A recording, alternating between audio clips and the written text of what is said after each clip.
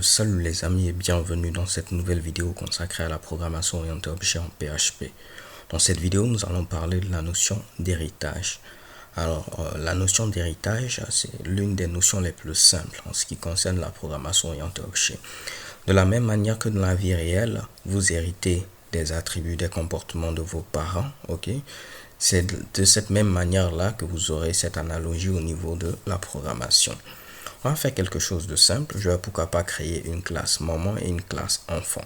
Et on va faire en sorte que la classe enfant puisse hériter de la classe maman. Ce sera donc très simple. Je vais ouvrir ici my sidebar et on va créer notre classe maman.php. Ne me demandez pas pourquoi je n'ai pas choisi papa.php. J'ai choisi ici maman parce que c'est une longue histoire. Bon, anyway, j'ai le temps. Vu que j'ai le temps, je vais vous l'expliquer. Ce qui se passe, c'est que lorsque j'étais petit, mon père... Désolé les gars, c'était juste pour apporter un peu de fun. Je sais que c'est pas drôle. Donc là, on va mettre ici notre classe maman.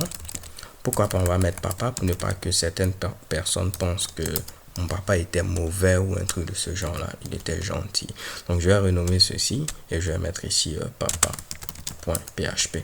On va créer ensuite notre classe enfant. Donc je mets ici enfant.php et on aura ce Mitsubishi là où on va mettre classe tout simplement enfant.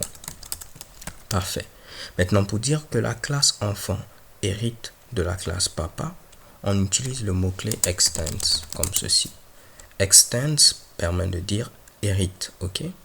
Donc ici, on dit tout simplement que la classe enfant hérite de la classe papa. Et c'est tout. Automatiquement, lorsque vous mettez ce Mitsubishi, vous allez hériter des attributs et des méthodes qui seront présentes au niveau de la classe papa. Je vais créer pourquoi pas une première méthode qu'on va appeler ici get nombre de têtes. Ok, ce n'est pas un exemple assez intéressant, mais ça va nous permettre de tester ce Mitsubishi là. Et là, par défaut, on va retourner 1 parce qu'on a une seule tête. Donc, cette méthode, elle est présente, remarquez bien, au niveau de la classe papa. Mais étant donné que j'ai dit que la classe enfant hérite de la classe papa, c'est comme si on a copié ce Mitsubishi là et on aura accès également à ce Mitsubishi au niveau de la classe enfant, vu que enfant hérite ici de papa. On va essayer de tester ceci. Donc je vais créer une troisième classe que je vais appeler ici héritage.php. ok, donc afin d'utiliser mes deux classes papa et enfant, je vais les inclure. Après, on verra ce qu'on appelle l'auto-loading qui va nous permettre de pouvoir mieux charger nos différentes classes. Mais pour l'instant, on va faire simplement des require. Donc, premièrement, on va faire un require de enfant.php. Et vu que enfant.php utilise ici la classe papa, ok, avant de faire require de enfant, on va faire un require de papa. Et là, je pourrais tester ce Mitsubishi en créant une nouvelle instance de ma classe enfant. Je vais mettre ici $enfant est égal à new enfant. Normalement, si tout fonctionne, je dois être en mesure de pouvoir faire $enfant et appeler la méthode get nombre de têtes comme ceci. Et cela normalement devrait m'afficher ici 1. Ok, on va tester. Après, je vais revenir sur les explications afin d'être sûr que nous sommes sur la même longueur d'onde. Donc, je viens au niveau de la console. Je vais venir au niveau de mon dossier tutoriel. Ensuite, à ce niveau-là, c'est learn PHP OOP. Ok, parfait. Et on va exécuter le fichier héritage.php. Et comme je l'ai dit, on doit avoir 1 à l'écran. Et chez Keban, vous voyez ici 1. Donc, ce qui se passe, c'est quoi? On a une classe enfant et on a une classe papa. La classe enfant hérite de la classe papa. Elle va hériter alors ici de cette méthode-là, get nombre de têtes. Donc, ce qui fait que c'est comme si cette méthode était présente à ce niveau-là.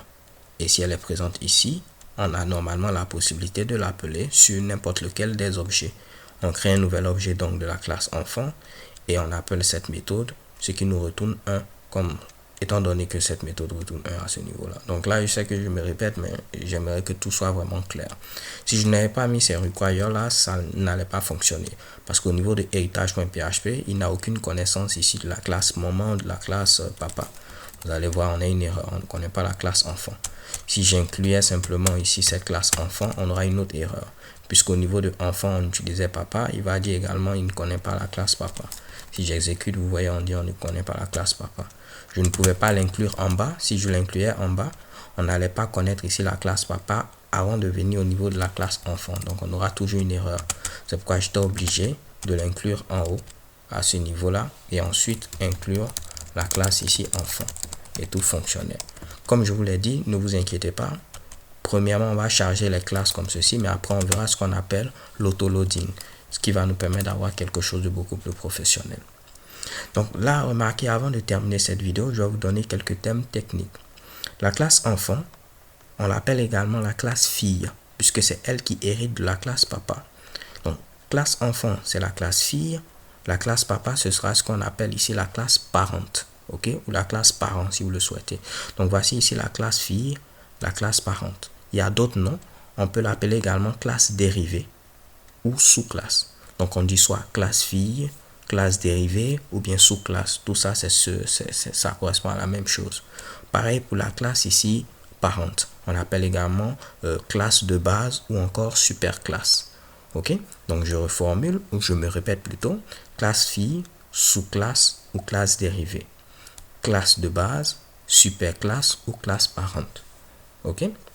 Avant de terminer cette vidéo, on va ici parler de l'héritage, mais on va remettre l'accent sur les modificateurs d'accès. Là, j'avais accès à cette méthode getNomme de tête parce qu'elle était publique.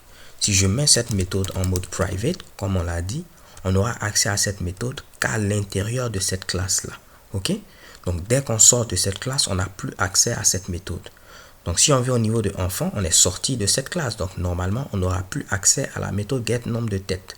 Donc, si je réexécute ce truc-là, on va me dire que cette méthode est privée. On n'a pas accès à cette méthode-là. Et vous voyez qu'on ne peut pas appeler une méthode privée. Et c'est pourquoi je vous avais parlé plus tard de protected. Et je vous ai dit qu'après, ça allait être beaucoup plus clair lorsqu'on allait parler de la notion d'héritage. Vu qu'on est en train de parler de la notion d'héritage, je vais remplacer ici private par protected. Protected, comme je l'avais dit, cela permet de dire qu'on aura accès à notre méthode ou à notre attribut à l'intérieur de cette classe, mais également à l'intérieur des classes filles. Et vu que la classe enfant est une classe fille de la classe papa, on aura donc accès à cette méthode-là. Ok? Donc, non seulement on a accès à cette méthode au niveau de cette classe papa, mais on aura accès également à cette méthode au niveau de la classe enfant. Donc, normalement, si vous avez bien compris ce que j'ai dit, à ce niveau-là, on aura une erreur. Ok? Je vais réexécuter ceci, on aura une erreur. Si vous n'avez pas compris pourquoi on a cette erreur-là, je vais maintenant ici vous l'expliquer. Qu'est-ce que je viens de dire? Je viens de dire que cette méthode, vu qu'elle est protected, on aura accès à cette méthode au niveau de cette classe. Parfait. On va y accéder. On aura également accès à cette méthode au niveau des classes filles. Voici une classe fille. Ce qui veut dire que si j'utilise cette méthode à l'intérieur de cette classe, tout va fonctionner. Mais à ce niveau-là, je ne suis plus à l'intérieur de cette classe. Je ne suis plus en tout cas au niveau ici, soit de la classe enfant ou au niveau de la classe papa. Ok? Si j'avais par exemple au niveau de la classe enfant créé une autre méthode que j'avais appelée, disons, Toto. Ok? Au niveau de cette méthode, je peux utiliser cette autre méthode getNomme de tête, vu que je serai à l'intérieur de la classe fille. Donc, je peux faire par exemple un petit return de $10 et je mets cette méthode getNomme de tête. Donc, là, j'appelle cette méthode sans problème. Ça va me retourner 1. C'est comme si Toto va retourner ici 1.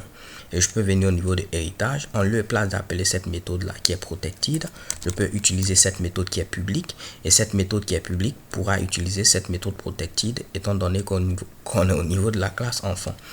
Je sais que ça peut paraître un peu compliqué, mais comme vous pouvez le voir, vraiment les gars, c'est très simple. Donc là, normalement, je croise les doigts. On doit avoir ici 1 à l'écran. Et chiquement, vous voyez, on a 1 sans problème. Ce qui veut dire que tout fonctionne comme on le souhaite. Ok? Donc là, normalement, c'est tout ce qu'il y a à voir pour l'instant sur la notion d'héritage. On verra d'autres Mitsubishi, ne vous inquiétez pas, mais la base, je crois que c'est cela. Pour faire en sorte qu'une classe puisse hériter d'une autre classe, on utilise le mot-clé extends. La classe qui hérite est appelée classe fille, sous-classe ou classe dérivée. La classe dont on hérite est appelée classe parente, classe de base ou encore super classe. Alors les gars, c'est tout pour cette vidéo. So thanks for watching. Don't forget to subscribe and have a nice day. Peace.